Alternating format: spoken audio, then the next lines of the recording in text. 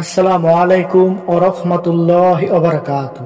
সুপ্রিয় দর্শক, আশা করছি মহান রব্বুল আলামিনের অশেষ রহমতে আপনারা সকলে অনেক ভালো আছেন। প্রিয় দর্শক, আজকে আপনাদেরকে জানাবো যে শবে বরাতের রোজা পরে স্বামীর সাথে সহবাস আগে। প্রিয় দর্শক, এই কথাটা আমি কেন বললাম, এই সম্পর্কে বিস্তারিত জানতে আমাদের ভিডিওটি আপনার সম্পূর্ণ দেখতে হবে। সম্পূর্ণ যদি না দেখেন তাহলে আপনি কিছুই বুঝবেন না, তাই সম্পূর্ণ ভিডিওটি দেখবেন। প্রিয় দর্শক, আমাদের সমাজে অনেক মানুষ আছে যারা কি করে স্বামীর কথা শুনে না, স্বামীর কথা না শুনে তারা বিভিন্ন ধরনের অহেতুক কাজ নিয়ে ব্যস্ত থাকে।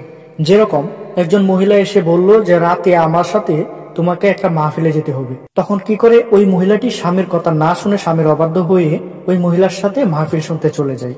এটা কিন্তু একেবারেই ঠিক নয়, কারণ মাহফিলে যাওয়াটা আপনার জন্য ফরজ নয়। আপনার জন্য ফরজ হচ্ছে স্বামীর কথা শোনা, স্বামীর বাধ্য থাকা। স্বামীকে অসন্তুষ্ট রেখে স্বামীর অবাধ্য হয়ে আপনি যা কিছু করেন না কেন, আপনি দুনিয়া এবং আখিরাতে শাস্তির মুখোমুখি হবেন এই কাজের কারণে। আর শবে বরাতের রোজার কথা আমি কেন বললাম, তো দেখুন, আমি আপনাকে বলছি না যে শবে বরাতের রোজা আপনি রাখবেন না। আপনি অবশ্যই আল্লাহ তাআলার ইবাদতের জন্য, এত গুরুত্বপূর্ণ একটি রাত মুসলমানদের জন্য শবে বরাতের রাত, এই রাতে আপনি ইবাদত করবেন। এতে আমি আপনাকে বাধা দিব না, আপনি ইবাদত করতে পারবেন। এতে করে আপনার কোনো গুনাহ নেই, বরং আপনি ইবাদত যত করতে পারবেন আল্লাহ রাব্বুল আলামিন আপনাকে তত খুশি করে দিবেন।